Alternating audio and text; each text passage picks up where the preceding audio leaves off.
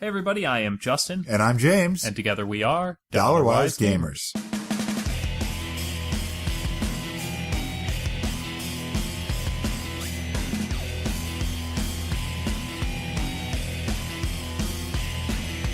Well, we spent like 25 minutes setting up. We're in a different location.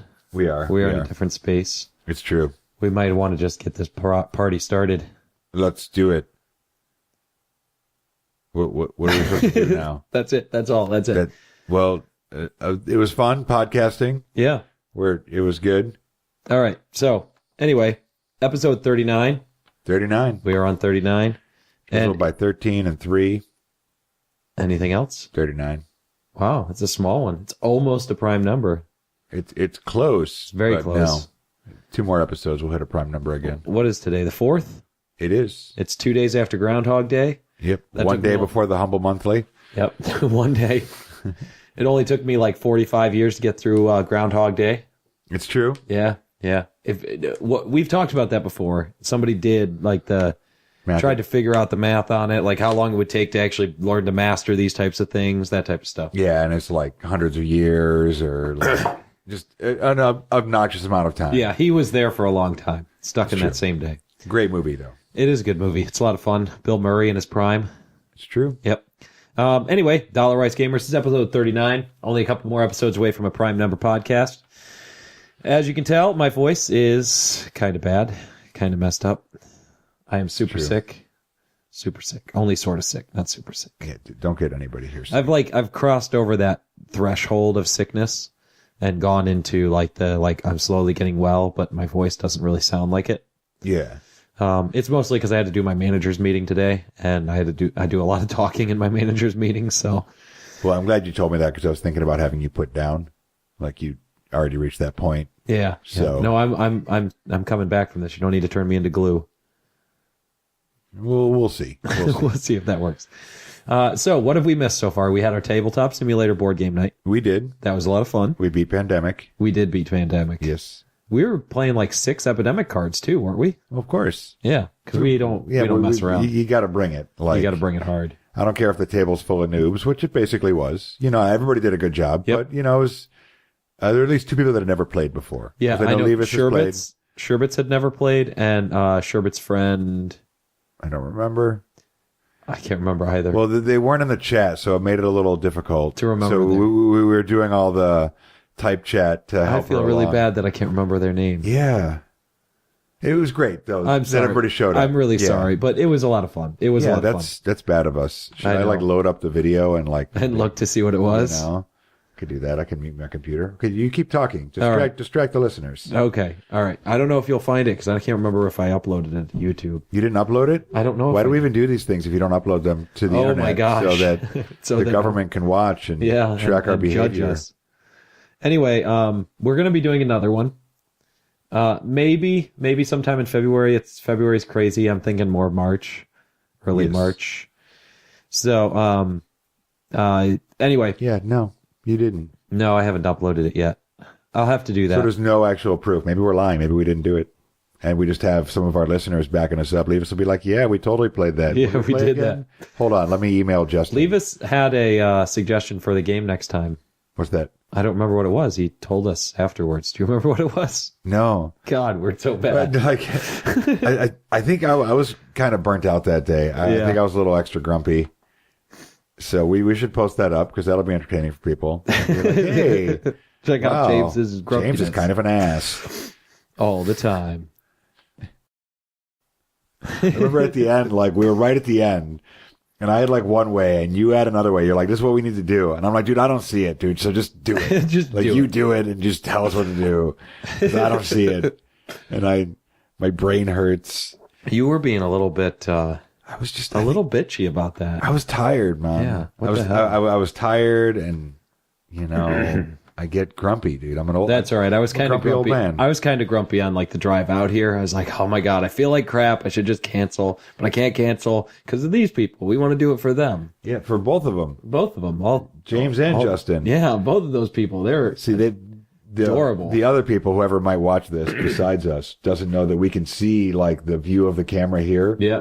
It's to It's just to kind of so we feel like we're actually talking to somebody. Yeah, I'm manually putting pants on myself. You know, eventually we should get into the podcast because we have a lot to talk about. Okay, do you have any other announcements besides the fact that we may or may not have done a Tabletop Simulator night? We did do it. We have I have my Twitch streams on Saturday nights and Sunday nights, and my Friday night ones I missed. Like I keep missing them. Like you came over and played board games last week. It's true. You know, all sorts. Is that of only stuff. last week? Yeah. Wow. Yeah, it was last week. That's less than a week ago. Anyway, you can email us at dollarwisegamers@gmail.com. And we beat Eldritch Horror. We did beat Eldritch Horror. Oh, yeah. We did. Fuck yes. Yeah. Yes. Justin was, like, you thought I would, like, if you see the Tabletop Simulator, take my grumpiness and multiply it times infinity. I was very grumpy. He at the really beginning of was. that. Yes. Yep. But that had more to do with, like, just my life than anything. I know. My life's not bad. It's just there are a lot of things going on. And sometimes it all hits in a day. It's true. We are on iTunes. You can find us on there. Just do a search for Dollarwise Gamers. We're also on Stitcher. And if there's any other formats you want us to do, please let us know. But this is the last time. Like, because no one's let us know yet. It's true. So, except for Stitcher. Yeah. You know, Stitcher was the this is only your one last that somebody was opportunity. like, hey, if there's you should someone go. else you want, somewhere else you want us to be, you need to let us know. Yeah. Okay. This is it. We're tired of waiting. Yeah. Anyway, James, we didn't talk about this before the podcast, but what have you been playing? What have I been playing?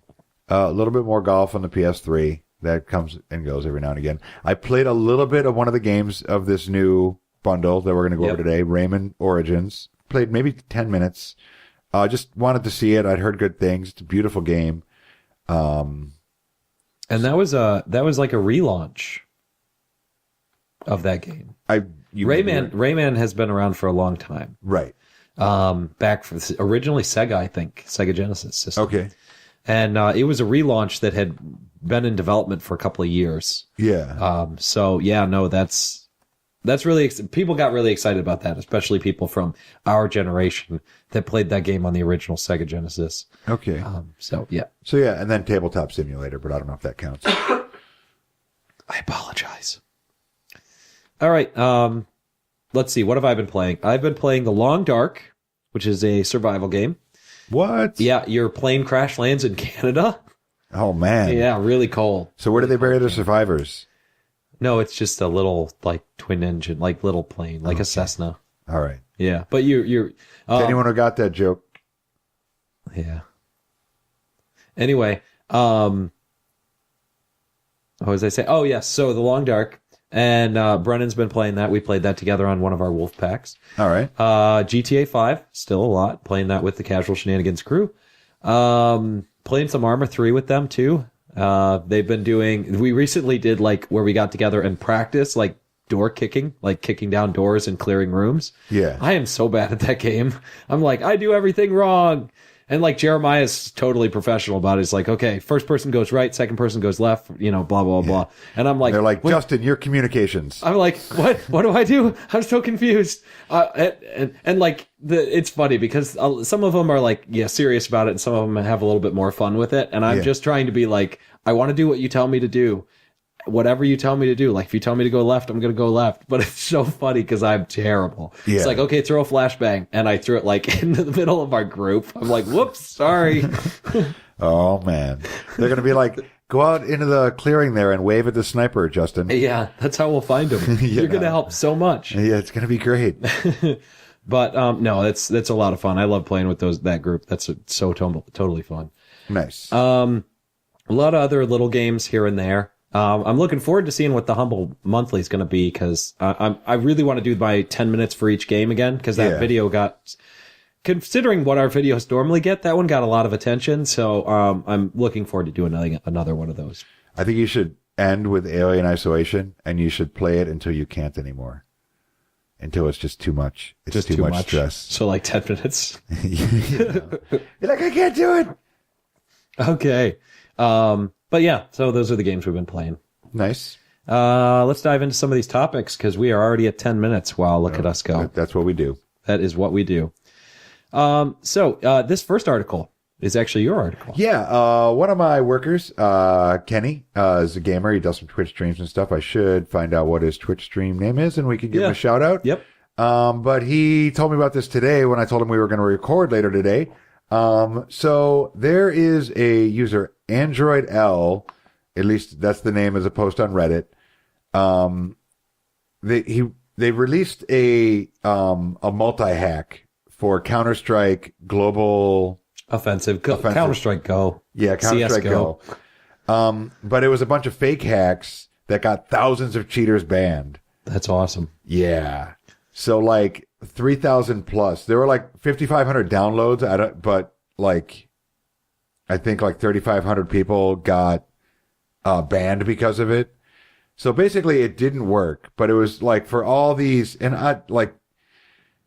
first let me say, I think if you're going to play a game, do whatever you want. You want to mod it, you want to cheat, that's fine. If it's a game you're playing by yourself. If you're playing like an online, like competitive game, you got to play by the rules. That's the way it works. If you can't play at that level, bust out your Super Nintendo and go play that. You know what I mean? Like, I can't play at that level, so you won't find me in this game. I'm not going to play that game either. Nope. But they're... I don't need to be humiliated by 12-year-olds.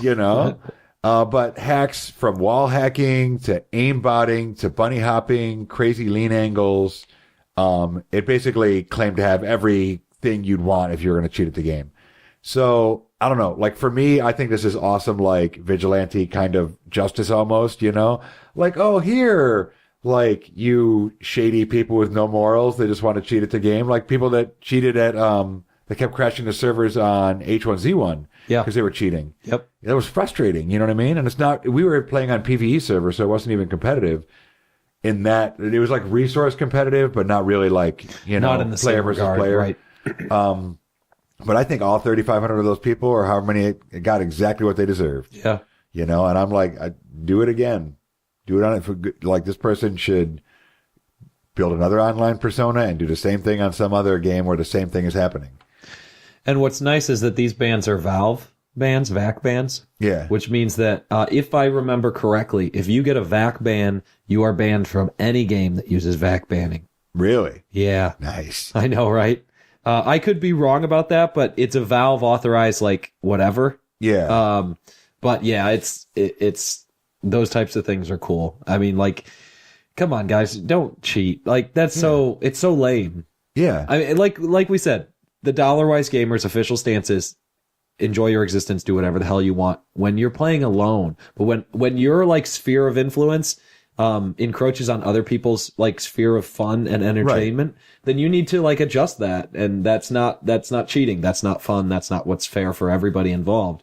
If you want to cheat on a game, then you go play a game by yourself, or you play a game with a group of friends where everybody's cheating or whatever. Right. You know, but yeah, because if you're pulling that prank on your friends, that's fine, whatever. You know what I mean? Right. Like, that's between you and your friends who know where you live. You know what I mean? Like, it's fine. But if you're going to do that to people that are just kind of, they want to play, because like me and neither of us really enjoy this type of game. Oh, no. But some people really enjoy that structured, competitive, online first-person shooter experience. And for that, it's just got to be that solid foundation. You know what I mean? So, yeah, I think they got what they deserved. I like this guy or gal, whoever it was. I say more power to you. And I say if you got banned, I hope you learn a lesson. And I hope the next game you try to play by the rules. Yeah. And if you want to care to argue your point, you can email us at dollarwisegamers@gmail.com. Don't worry. It's not a trap. It's funny because my son knew that phrase for a long time until we watched Star Wars for the first time. And then he's like, it clicks with him. He's like, oh, that's where it's from. Oh, yeah. Yeah. All right. So an article that I brought is from Engadget.com.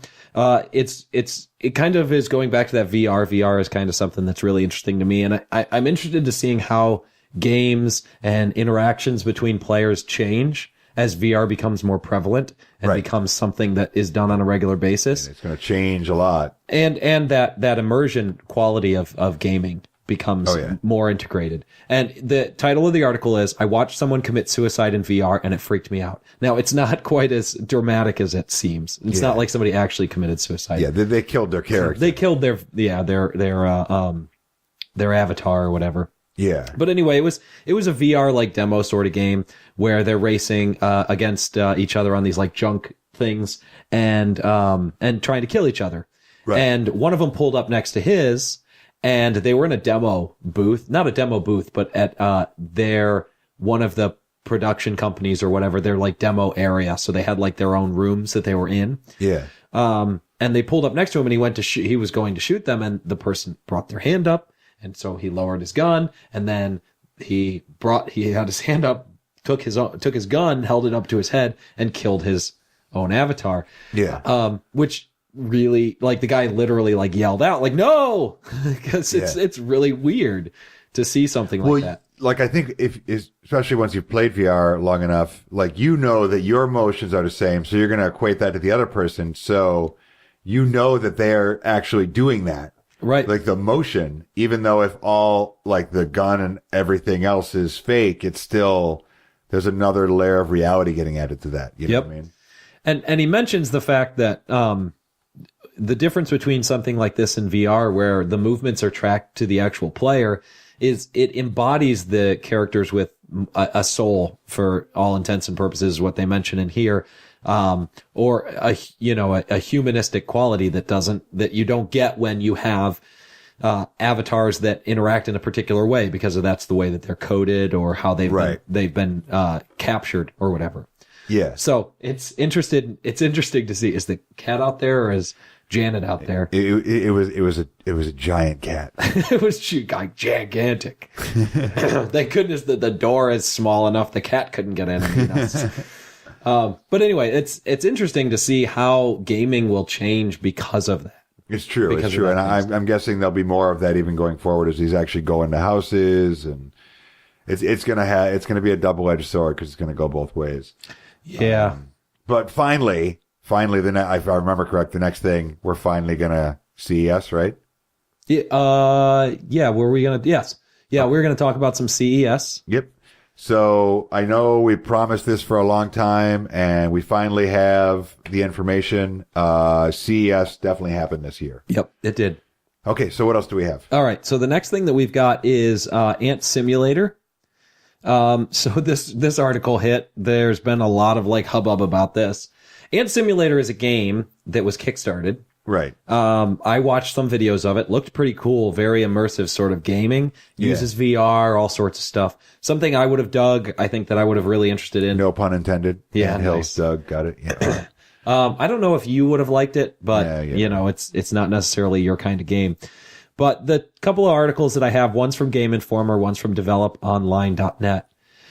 So basically, the developers, the lead coder, his name is Eric Tershiniski. He quits the project, and he pulls the YouTube video tutorials and threatens to sue the company because the developers went and spent a whole bunch of the Kickstarter money on, as this article says, booze and strippers. Yeah. There's the later article, the developers responded back to this saying basically that, there's marketing that goes into any kind of a game, and there's people that you have to get behind and publishing companies that you have to kind of schmooze.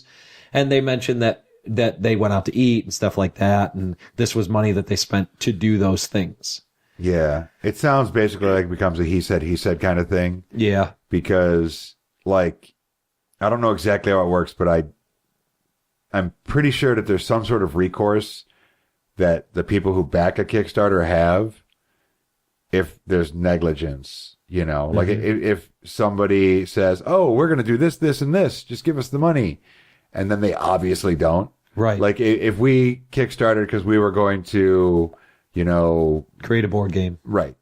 And then instead we went and both bought a pair of sports cars and raced them around drunk until we wrapped them around trees. I'm thinking they could request their money back. I don't know. It depends, because this Ant Simulator was the production company, basically the development company, was formed under an LLC, which is a limited liability company. So the worst thing that they can do is liquidate the assets of the LLC, but it protects you as a person and your personal financial assets from anything. Okay. So it's possible that all they could ever do is say, okay, well, all of the money we have left for our development company is $1,000 or $10,000, and we had 10,000 backers, so everybody gets $1 or a certain percentage of whatever they donated. But that's the benefit of having an LLC. $500 and a couple hours of paperwork, and you've got an LLC. You can do kind of whatever you want, and it protects you not really whatever you want, but it protects you from, the idea is to protect you from from losing your house or something because of something. All right. Well, I think stuff like this is going to happen when you do like Kickstarters and things like that. Whether it's just a disagreement between those two groups or that's exactly what happened or whatever, maybe they went out and did it and he's only mad because they didn't bring him along. You know what I mean? Who knows? But yeah, it's unfortunate. Who knows if the project's going to go forward or not? But it wasn't on my radar anyways, so. Oh, well. So what's next? I'm actually going to skip this article here, the 20 most anticipated video games of 2016. We'll come back to that one maybe. Mostly because my voice is I'm losing more and more of it as we continue to talk. So I want to just move on to the Humble Bundle. Because we've got a little section after the Humble Bundle that we'll be talking about. Okay. Well, let me rock out the Humble Bundle then. Okay, so first tier, as always, minimum of $1. And if nothing else, unless you own all three of these games, this is probably worth $1. First game, Call of Juarez Gunslinger. It's an action game. Meta 79, user 8.2, $15, wherever I could find it. Came out early 2013. And then Grow Home, which it was listed as action. You know a little more about this. Yeah, it's kind of an adventure puzzle game. Okay. Meta of 75, user 7.4, $8 everywhere I could find it. Came out early, 2015. And then Rayman Origins. It's a platformer, action-y kind of platformer. Beautiful game, like I said earlier. 86 meta, 8.4 user. 15, cheapest I could find it, 20 on Steam. Although, not a Steam game for this, guys. Those first two were Steam. Everything else is Uplay. We'll get into that. And this one came out early 2012. Now, the middle tier here, the one where more games get added, right now, $7.86 to get, has Far Cry 3, action game, 88, 8.2, 20 cheapest, 30 on Steam, late 2012, and then Tom Clancy's Splinter Cell Blacklist, first-person shooter, 82, 7.4 for the user, $8 is the best, $30 on Steam, though, and that came out late 2013, and then Assassin's Creed Chronicles China, an action game. This is more like a 2D game, from what I heard. It's not your conventional Assassin's Creed game. Meta 67, user 4.9. By far, both are the worst so far in this bundle, not counting anything they might add on next week. But $10 wherever I could find it. Came out early 2015. And then the next tier, which is $15 or more, is Assassin's Creed Rogue, which is an Assassin's Creed game. 74, 7.6 for user. 15 is the best, 30 on Steam, early 2015. And then The Crew, it's a racing game. Seems Need for Speedish, but I don't know if, like, the thing that separates Need for Speed is the arcade kind of style racing as opposed to the driving simulator, so I don't know if it matches in that respect. If so, though, I'm interested. 30 everywhere I could find it, came out late 2014. And then there's another tier, which is $75 or more, which gets you Tom Clancy's The Division pre-order, an exclusive Tom Clancy The Division t-shirt, and 66% off up to 3 Ubisoft titles in the Humble Store coupon, excludes certain items. So I don't know what it excludes, but it does exclude certain items. Probably new releases, probably like The Division. It probably doesn't let you get The Division or Siege. Yeah, because 66% off is pretty big for a new release. So I've already bought this. Okay. Mm-hmm. And you said you're going to buy it. I will buy it. Yeah, and I will buy the $15 one. All right. See, I looked to assist the games. I'm like, definitely, Far Cry 3. Yeah, interested. It's got co-op too. So. All right. Call of Juarez. I love my Red Dead, so maybe it'll scratch that itch a little bit. Rayman Origins, 2 Assassin's Creed games before I knew that Chronicles was a very different kind of game. And then The Crew, which might be interesting. I'm like, awesome. And then I go to collect them, and I'm like, you play. And I'm like, damn it. Did you not have anything on Uplay yet? I don't think so. I have 2 games on Uplay. Okay. I will have The Division when that comes out. Yeah. That being said, though, like, pound for pound, this is more on par with what Humble Monthlies have been, as far as, like, the level of games and, like, the reviews of games, like the scores and everything. So there's a lot of games I'm interested in, and I don't fault Uplay for, because I'm sure one of the reasons that there's as many quality games in here as there are is because Uplay's like, okay, we want people to have more games in our program, because everybody plays Steam. Steam's the default. It's the go-to. So because of this, I also installed Origin. Also, I have all 3 installed now, and I have. Uplay. No, I installed both. Oh, okay. Yeah, because of it. So because I had some games on that as well. So now I have 3 different programs on my computer, which it's such a petty thing to complain about. But I have 3 different programs on my computer to play video games now.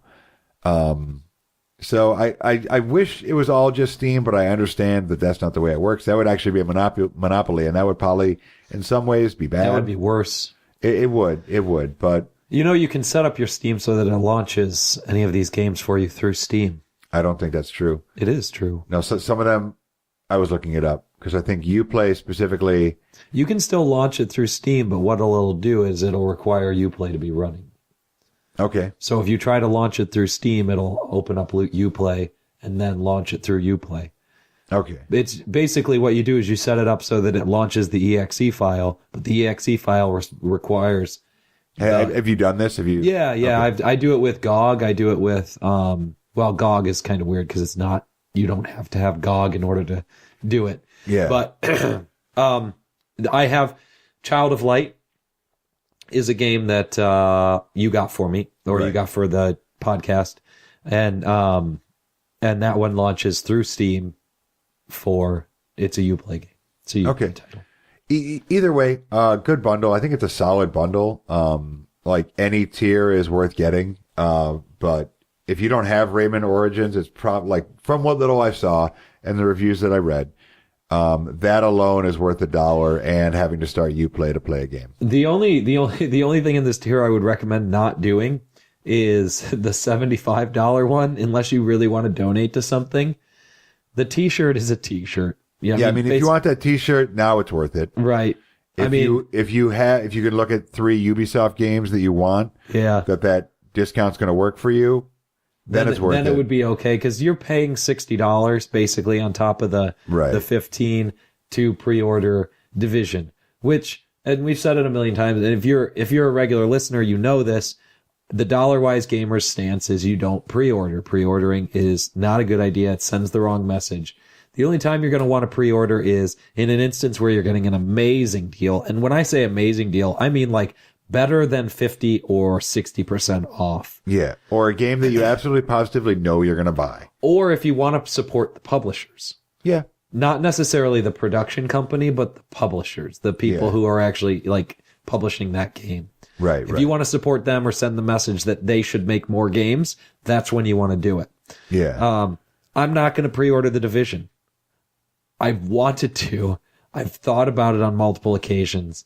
There is a discount code through Humble Bundle right now for 30% off.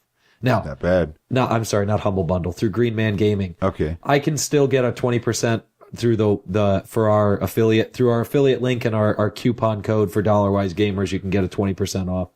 And the difference of $6 isn't enough for me to go, if I better do this now before the 8th. Right. Because you don't know. Till it comes out, you don't know all the hype in the world, like all the consistent, because the third Borderlands is a good example. Yeah. Like, I loved the first one. I loved the second one. The third one, it's all right. Yeah. And we didn't play that much of it. No, we didn't. But The Division, I got to play a little bit of the closed beta. Someone helped me out with that. So anyway, I got to play a little bit of the closed beta for an evening. It was nice. The game is a lot of fun. Nice. I really enjoy it. I think you ought to think about it. Wait until it comes out. Watch some videos. You didn't play any Gears of War, right? Or did you? No, I have. Not a fan. Okay. Well, first-person shooters. Like, there's a couple that fall, or third-person shooter. It's a third-person cover shooter. Yeah. So but I think it does it very well. It's got a very RPG kind of element to it, very much like Borderlands. Yeah. Your guns do a certain amount of damage based on where you hit the body, those types of things. Yeah. And there's a good strategy to how you play and when you play with people. And actually the Dark Zone, the little bit that we played on the Dark Zone, it really wasn't that, but that's the PvP area. Okay. It really wasn't that bad. Yeah, but you're talking beta testers. You're not talking all the people, all the 12-year-olds that are going to have it. It's true. It's true. Release. But the game does encourage you to not be mean. Why do we hate 12-year-olds when it comes to gaming? It's always like a 12-year-old. We're going to have to change that soon. My son is, going to be 12 in a couple of years. He's going to be one of those. He already is one of those. There you go. See, maybe it's like 10 and 8-year-olds. Maybe they're the real problem. Maybe they're the problem. They're the ones dominating gaming. Anyways, so that's the Humble Bundle. I think it's a good one. I think this is 2 really good ones in a row. Yeah. I'm wondering if the influx of money from the Humble Monthly is helping. Right. I mean, it would make sense. You know what I mean? That was their plan, that it was gonna improve their business overall. I mean, I don't know the specifics, but from what little we got the inside track. Yeah. Humble Bundle, they send us an email every week. We just don't talk about it. Well, yeah, they send us one every week, and then one every month, and then one every other week. There's one it's for the weekly email bundle. they send out to everybody else. Well, yeah, but we're on that list too. And it does say our name. It does. It's our email address. It's personalized. It is. So I had somebody who had approached me on Steam. I had their name a second ago. I'm going to bring it back up. Pasta Biceps. Well, yeah. Yeah. I don't know if that means they have noodly arms. Anyway, Pasta Biceps. Maybe they're shaped like rotinis. That'd be weird. Oh, yeah. But they had started talking to me about the Division beta. And as somebody who got to play it, it got me thinking about a couple of things I wanted to run by you and see what your thoughts were on it. Okay. And really what it has to do with is it didn't really seem like a beta in the sense that there were some issues, little things and hinks. But in general, it ran pretty well. The game didn't have any issues. It made me really just want to go and pre-order the game. Yeah. And get involved in it sooner. Right. I was more disappointed when I was like, oh, this game's still a month away. Like that was more really what it was. Yeah. And then getting very excited because I've heard that they've got an open beta that's going to come at the end of February. Right.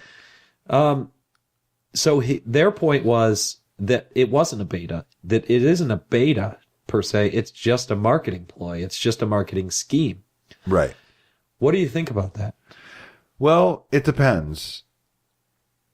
I don't think there's anything wrong with that. Allowing people the opportunity to play a game that you've made well is the opposite of having people pre-order a game they never got to play. So if it is like, if it's a marketing move, I'm fine with it. Because any marketing move that allows you to legitimately test the product is one of confidence. We have something good. Try it. Eat my pizza. I'm going to give you a free pizza. Eat it. And now you're going to stop ordering from the other person. You're going to start ordering from me. Speaking of different pizza, we had different pizza tonight. We did, and it was good. Mm-hmm. The wings weren't as good. No. The pizza sauce was sweeter too. Which is weird. Yeah. Actually, that's contrary because I used to work at the... Really? I used to work at the one that we order from normally, not that location, but years ago. Yeah. And they actually had sugar to their sauce. Oh. Yeah. But they're a spin-off of the one we ordered from today, so maybe that's where they got the idea.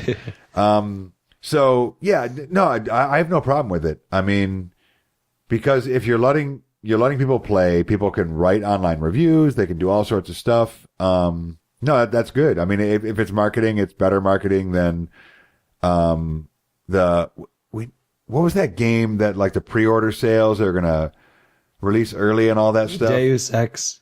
And, that's not out yet. That comes out this year, right? Yeah. Okay. I wonder, do we know if they hit the goals? Oh, they canceled that whole thing. Okay. We might have talked about that before. Yeah. Good. I'm glad they did. But it's the reverse of that. You know what I mean? It's don't try our product, but pre-order it. Because if you do, we'll give you this little dangly, shiny thing, as opposed to play our game. Right. Just here's what I want you to do. I want you to play my game and then tell me you're not going to buy it in a month. Right. That's basically what they're saying, in a way, by really letting people play a game. And it also gives me a little more confidence the way you were saying how it ran so well. That means instead of like them pushing the edge of it and being like, oh, it's basically ready, like whatever Assassin's Creed Unity. Yep. That we were, which is only $7 in the Humble store as of this moment. Instead of doing that and putting out a poor game, it's a month ahead of time, and they're like, yeah, it's pretty much ready. You know, I'm sure they're tweaking stuff, but when you played it, it felt ready. Mm-hmm. You know, and that's a month ahead of time. Yeah, there were little bugs, like people's guns would float away from them. Yeah. Like only the animation for them, not the actual gun. Like it wasn't like, oh shit, my gun's gone. Yeah, that'd be way more interesting. But it was like you'd see somebody running around, but their gun would be about 5 feet in front of them. Okay, yeah. So it just wasn't attaching to the character correctly. Yeah. But those are little bugs. Well, you presume, but that could be like a foundation code issue. I mean, I don't really know much, but it looks like a little bug when you're playing, but the people that are trying to fix it might be like, oh my God. How the fuck do I fix this? Who wrote the first 7 lines of code? But, you know, I think that a lot of pre-order stuff is going to have to change in the future, especially because Steam started their like returns policy. And my son actually bought me a game the other day. It was only like $1 or something. And we played it and it was garbage. It was crap. And we actually went through the returns process for it. Which isn't hard. It's not hard. It's really easy. It's really easy. As long as you haven't played the game very much and it's within that 2-week time frame or something like that. Yeah. It's a cakewalk, and we'd played like 20 minutes. Yeah. And so it's with return policies that are coming up like this, it's going to be, companies are going to have to, they can't rope you in with a pre-order and then you have it and like, screw you if you don't like it. Oh, well. Yeah. I wonder if, it can't. That would be a stupid flaw, but I was just wondering, like, if you purchase, like, if I pre-order something 2 months, 6 months out, and then I go to return it like 2 days after it comes out, if they're like, well, actually, the purchase was previous, you know, like you purchased this game 6 months ago. With Steam, it's based on when, if you do pre-order something, it's based on when the game released. Which makes sense. However, there are some companies like Rockstar's done this, where, you know, the famed GTA and everything, where they'll bundle their game with like one of their shark cards, which gets you money in the online game. Yeah. Because once those are redeemed, you can't return the whole thing. Yeah. Because that's real money for all intents and purposes. Yeah. It's just a money transfer amount. So it's like buying a gift card with your purchase, but you can't return the rest of your purchase because it's all bundled together and you've redeemed your gift card. Yeah. And so that's one of the ways some of the companies have gotten around it. Yeah. I've only really seen that with Rockstar. And, you know, Rockstar makes great games, but sometimes they do kind of this sort of stuff. Yeah. But, you know, I'm not really here to judge that aspect of things. Right, right. I mean, in the end, Rockstar's going to fix the problems. Like, they don't put out bad games. They might put out games too early, but, you know, something like that, you know, every Grand Theft Auto has beat the sales from before. Yep. They're playing a game. You know what I mean? They're keeping a reputation. Anyways, okay, so what else do we have? I've got an email, actually. An email? Yeah. This one actually came in back in December. December? And I completely forgot about it, and I feel really bad because I'd responded to the guy. He had mentioned, so he had said, all right, so here we go. This is from Bill M. And he says, hey guys, I was listening to your podcast, episode number 35. I wanted to give you my opinion on the Steam Link and Steam controller, which we had talked about back then. Yeah. I bought mine because my Xbox 360 had red ringed and I was looking to get a next-gen console. I did some research and realized, being a graphic designer, I already had a machine that would be great for the Steam Link. Great for gaming. My only problem is that I had no way of getting the image onto my screen in my living room, so I purchased the Steam Link and a controller after trading in a bunch of games at GameStop. Nice. I did some research on the controller. I heard a lot of bad things and heard a lot of good things. If you're coming from a PC background, the controller is really made for someone that is used to using WASD keys and mouse. If you're playing a game that is meant for console, there's a little bit of a learning curve, but you can get around it. You're not stuck to the controls that are provided by the game. You can go and create your own key bindings on the joystick. Overall, I think it's a great joystick. I did, however, get a wireless keyboard and a mouse for some gaming that I had a little trouble with on the gamepad. They were still playable on the gamepad, but it's a lot easier on the keyboard. As far as the Steam Link goes, I think it's great. In my case, I set it up wirelessly at first. It works fine, but there was a little bit of a lag happening between my computer and my TV. So I ran some network cable from the other side of the house to my Steam Link and also a network cable to my computer. Now there is no lag, and it plays just as though I was sitting in the room with my computer, only on a bigger screen. I really dig your podcast. Hope to hear more. Thanks, Bill. Bill, thank you so much. So, that kind of left us off on a couple of things. I've tried the Steam sharing within using this actual laptop connected to my gaming rig, and I think it works pretty well. I don't actually hook it up with a network cable, so I typically only play games that are turn-based, like XCOM or Civilizations or something. Right. But it looks great. It runs wonderful. It still runs in 1080 because that's what my computer is outputting it at. Yeah. But this being only a 768 screen can't obviously display it the correct way. But it still looks very nice and it runs well. So if the regular Steam Link hooked up with network works that well, that it's very much a possibility for some people that might make a good gaming experience in your living room or something like that. It's true. So, thank you, Bill, again. You can email us as well at dollarwisegamers@gmail.com. Yeah, that's pretty much it. Oh, geez. I was just wondering what you were sending me. That is all my game codes. 'Cause I was thinking maybe we should shoot an email out to Bill because that was a great email and offer him up one of those games. Okay. You know, his pick, maybe, you know, because there's a good amount of games there. It might be something he's interested in. Yeah, so I'll shoot you an email back, Bill, and we'll see if there's a game that you want. Because we have lots of games to give away. We got to get back into doing that. It's true. There's a lot of things we're trying to do. We're going to kind of wrap up the podcast here, but while we're wrapping up, I just kind of want to let you know some of the things that we've got on the horizon of things that we're looking to do. World domination. That's way down the road, and you're not supposed to be freaking talking about that. I was just kidding, people. Anyway, as you can see, we've started doing videos for the podcast. What? So you can check those out on our YouTube channel. Just do a search for Dollarwise Gamers. I'll watch that right after I watch the Tabletop Simulator game night. I will try to. I hope it's not gone. Because we're going to have to do it all over again, exactly the same. Okay, Sherbets, leave us. No, nothing different. But it's all Justin's fault. I'm also starting the monthly, with the monthly Humble Bundles, 10 minutes of playing each one of the games and then giving you like a short little review on it. So you get an idea and kind of make you decide whether or not you're interested in the Humble Monthlies for the future. We are talking about doing board game reviews. Yes. That'll be an offshoot of Dollarwise Gamers. Yes. Still part of Dollarwise Gamers, but we will be doing those videos. We've got some equipment that we are going to be ordering to help make that a little bit better. We've got a nice space that we've kind of looked at as a potential area for us to do that. It's true. And we're really looking forward to that kind of stuff. And I'm looking into overhauling our website and things like that. So if there's anything you guys want to get involved with, and they are skills that you have, please get in contact with us because we're just two schmoes who don't really know how to do much, teach ourselves everything on this stuff. And Janet doesn't help.